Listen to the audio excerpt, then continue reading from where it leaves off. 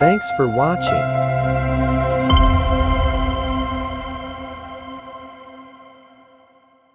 তাহলে double declaring মেথডে যদি আমরা যাই ফার্স্ট অফ অল আমাদের একটা কি লাগবে রেট অফ ডেপ্রিসিয়েশন। এটা আমরা কেমনে বের করব দেখেন, এটা বের করার সোজা একটা ফর্মুলা হচ্ছে, এটা 100% বাই কি এস্টিমেটেড ইউজফুল লাইফ। তাহলে আমি তো 100% বসাই দিলাম। আমার দেখেন তো এখানে এস্টিমেটেড লাইফ কত আছে আমার 4 ইয়ার্স। তাহলে আমি এটাকে 4 দিয়ে যদি ডিভাইড করি তাহলে কত পেয়েছি দেখেন তো 25%। কিন্তু ডাবল ডিক্লারিং যখন রেট বলা হয় সবসময় আমরা যে রেটটা বের করি তার সাথে একটা কি দিয়ে মাল্টিপ্লাই করতে হয় 2 দিয়ে। তাহলে দেখেন আমাদের টোটাল কত পার্সেন্ট হয় 50%। আমি আবার বলছি, আমরা তো প্রথমে যেটা বের করলাম এটা নর্মাল একটা রেট অফ ডেপ্রিসিয়েশন, যে একটা ইয়ারলি রেট থাকে এটাই। যখন আপনাকে বলবে ডাবল ডিক্লারিং রেট, যখন আপনাকে বলবে কি ডাবল ডিক্লারিং রেট, ডাবল মানে কি 2, জাস্ট 2 দিয়ে এটাকে মাল্টিপ্লাই করলে কত হয় 50%, তাই না? এখন যদি এটা হয়ে যায় তাহলে আমরা আমাদের মেইন ম্যাথ শুরু করতে পারি, কারণ আমরা আমাদের রেটটা অলরেডি পেয়ে গেছি। তাহলে রেটটা হবে কত পার্সেন্ট করে 50%। এটা আমরা আগে থেকে বসাই দিই 50%।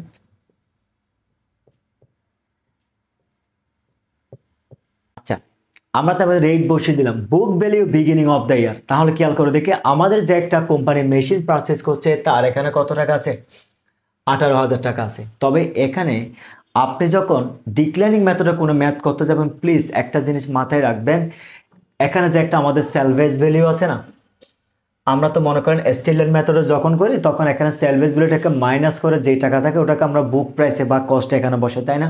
কিন্তু এখানে এরকম হবে না। 18,000 টাকা এটা যেহেতু বিগিনিং প্রাইস, এটা আপনি সরাসরি এখানে বসাই দিবেন। স্যালভেজ ভ্যালুর হিসাবটা আমরা লাস্টে কেমনে মিলাবো টেকনিকটা আমি দেবো। স্যালভেজ ভ্যালুর কাজটা কোথায় আছে আমি আবার বলছি।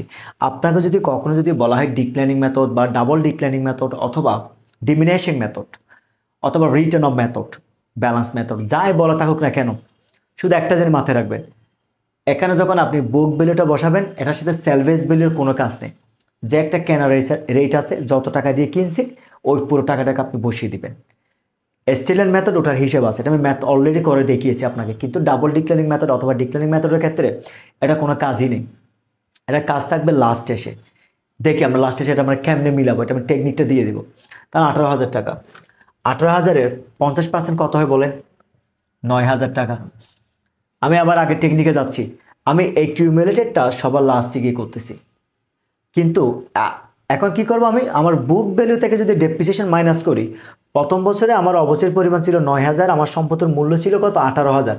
18,000 টাকা থেকে যদি 9,000 মাইনাস করি আমার ক্যারিং ভ্যালু অথবা বুক ভ্যালুর বর্তমান প্রাইস আছে কত 9,000। মানে প্রথম বছরে অবচয়ের টাকাটা বাদ দেওয়ার পরে আমার সম্পদের মূল্য আছে কত 9,000 টাকা, তাই না? 9,000 টাকাটাকে ডিক্লাইনিং মেথড অথবা ডাবল ডিক্লাইনিং মেথডের ক্ষেত্রে পরের বছর শুরুতে নিয়ে আসতে হয়। আমার কথা বুঝছেন? প্রথম বছরে যে মোট টাকা থাকে মোট টাকার উপর যতটুকু অবচয় থাকে অবচয় যোগ্য মূল্য যেটা পাই মাইনাস করার পর যে একটা আমরা ভ্যালিউ পাই ওই ভ্যালিউটাকে পরের বছর নিয়ে আসবো। কারণ ডিক্লাইনিং মেথড হচ্ছে এরকম কমিয়ে কমিয়ে দেখানো হয়। তাহলে দেখেন 9,000-এর 50% কত হয় 4,500। এটা এখানে বসান 4,500, এখানে কত হবে 4,500। এখন রেস্ট ভ্যালুটা আমার কত আছে সম্পদের নেট মূল্য যেটা হচ্ছে 4,500। তৃতীয় বছরে এসে এটা কত হয়ে যাবে 4,500। তাহলে 4,500 50% কত 4,500 ইন্টু 50%, 2,250, 2,250। তাহলে তো অর্ধেক আর কি, অর্ধেক যদি এখানে কত হয় 2,250।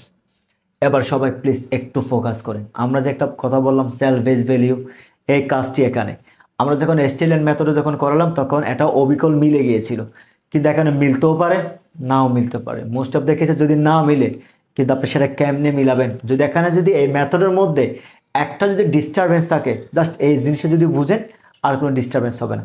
তাহলে আপনি দেখেন আমাদের রেস্ট ভ্যালুটা কত 2,250, তাই না? এই 2,250-কে আমরা এখানে বসিয়ে দিই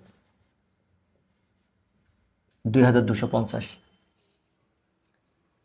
কিন্তু এখন আমরা যে রেটটা ধরবো স্যার এখান থেকে ছোট্ট ঝামেলা হচ্ছে। আমি যদি আপনাকে বুঝে এভাবে 2,250 গুণ কত হয় 50% যদি হয়, আমার ডেপ্রিসিয়েশন মূল্য আসতেছে কত? 1125।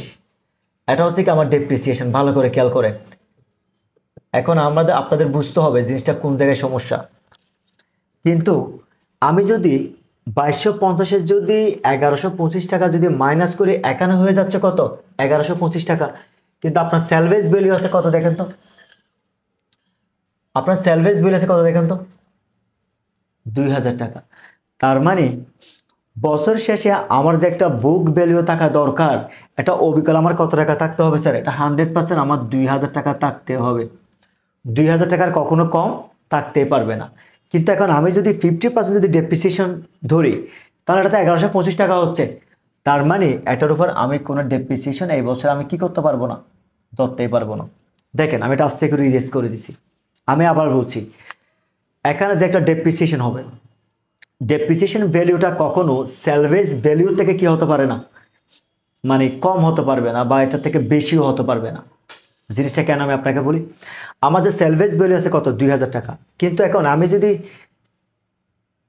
আগের বছর যদি আমি হিসাব করি, আমার টোটাল ভ্যালু আছে কত? 2250 টাকা। এখন 2250 টাকার উপর আমি যদি 50% যদি কি করি, পরের বছর যদি আমি অবশ্যই চার্জ করি, তাহলে স্যার আমার তো অবশ্যের পরিমাণ হচ্ছে 1125 টাকা। কিন্তু আমার স্যালভেজ ভ্যালু হয়ে যাচ্ছে কত? 1125 টাকা।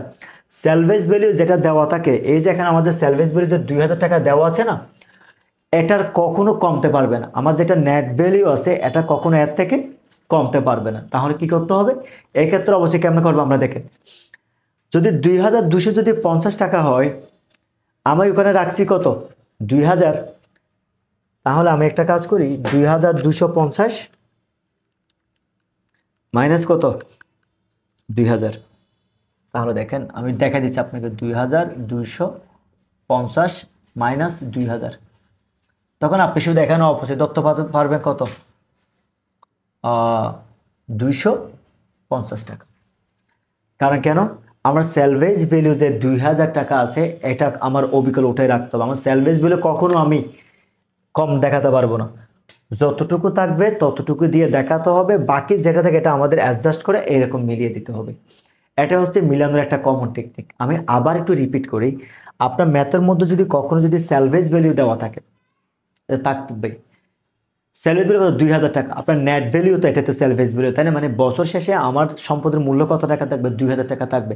এটা অ্যাকচুয়ালি এখন আপনার 2000 টাকাই দেখাতে হবে।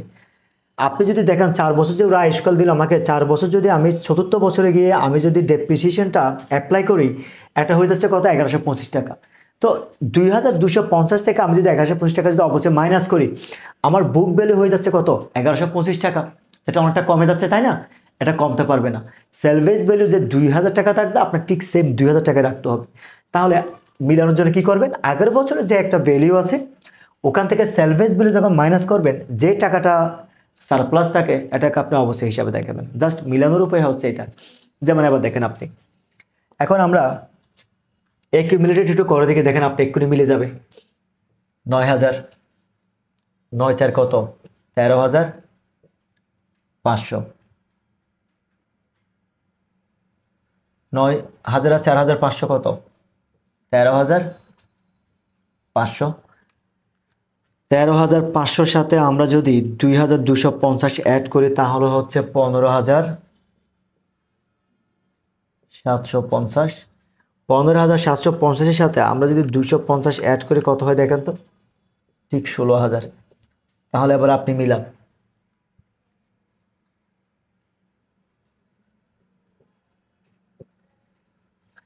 আমার বুক প্রাইস ছিল কত? 18,000 টাকা জিনিস, অ্যাকিউমুলেটেড ডেপ্রিসিয়েশন হচ্ছে কত? 16,000। ঠিক স্যালভেজ ভ্যালু কত আছে দেখেন? 2000 টাকা। শুধু এখানে যা একটু হালকা ডিস্টারবেন্স আপনার মনে হতে পারে এই মিলানোর ক্ষেত্রে টেকনিকটা, যদি আমি আজকে যেটা করিয়েছি এটা যদি বুঝতে পারেন, আশা করি এই মেথডে ইনশাল্লাহ আপনার আর কোনো সমস্যা থাকবে না। আজকে আপনাকে এটা দেখালাম ডাবল ডিক্লাইনিং মেথডের মধ্যে আপনি কেমন ম্যাথটা করবেন, কিভাবে একটা ডেপ্রিসিয়েশন শিডিউল আপনি তৈরি করে দেখাবেন। ফরম্যাট ঠিক এরকম থাকবে, এটা ডেট থাকবে, বুক ভ্যালু থাকবে, রেট, ইয়ারলি অ্যাকিউমুলেটেড, বুক ভ্যালু বা সেম, এ ফরম্যাট সেম থাকবে। জাস্ট এই মেথডে করলে আশা করি আপনার ম্যাথ ইনশাল্লাহ ইজিলি মিলে যাবে। এই ম্যাথ আশা করি কারো কোনো সমস্যা থাকবে না। ইনশাল্লাহ সবাই ভালো থাকবেন। আসসালামু আলাইকুম। Thanks for watching.